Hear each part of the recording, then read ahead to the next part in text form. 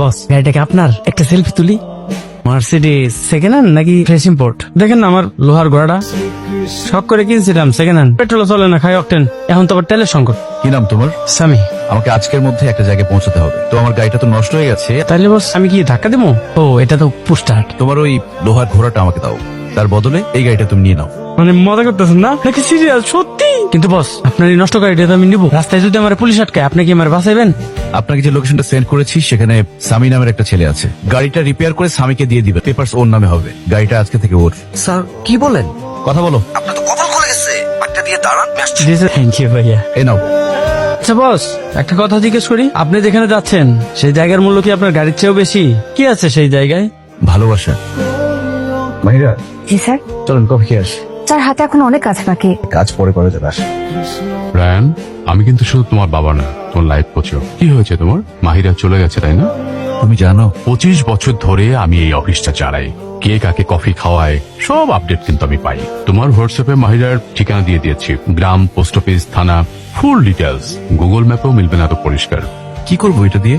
যার পাশে দাঁড়িয়ে তুমি হাসো সেই মানুষটাকে তুমি এত সহজে যেতে দিবে? শোনো, ভালোবাসলে ধরে রাখতে হয়। সে দূরে গেলে তুমি কাছে যাও, সে চুপ করলে তুমি কথা বলো, সে ভয় পেলে তাকে সাহস দাও। এটা কোনো 9টা 5টা অফিস নয় যে রেজিগনেশন দিলেই শেষ। বাবা, আমি কি তাহলে যাব? তুমি বলছো? অফকোর্স মাই সান। ওই গিয়ে শুধু আই মিস ইউ বললে হবে না, ওকে ক্লিয়ার প্রপোজাল দিতে হবে। কোনো কনফিউশন চলবে না। তুমি সিরিয়াস? একদম। জানো, আমি তোমার বয়সে তোমার মায়ের বাসার সামনে 3 দিন দাঁড়িয়েছিলাম। একদিন তো সারাদিন বৃষ্টিতে ভিজেছি, তখন তো জিপিএস ছিল না, শুধু গার্ড ছিল, সাহস। তারপর? আমাকে বৃষ্টিতে ভিজতে দেখে তোমার মা আমার প্রেমে পড়েছিল। ইমোশনাল রেইন ইফেক্ট বলে কথা। এই মন মরা ফেস নিয়ে গেলে কিন্তু হবে না। এটা কিন্তু ওকে হিরো না, ডিসিশন নেওয়া হিরোকে পছন্দ করে। থ্যাংক ইউ বাবা। কি করি আজ? ভেবে না পাই পথ হারিয়ে কোন বনে যাই। আজ আমাদের ছুটিও ভাই, আজ আমাদের ছুটি। আজ তোমাদের সত্যিই ছুটি। আপনি এখানে এসেছেন কি মনে করে? তার আগে বলেন, আপনি চাকরি কেন ছেড়েছেন? কেন লেটার পাননি? পেয়েছি।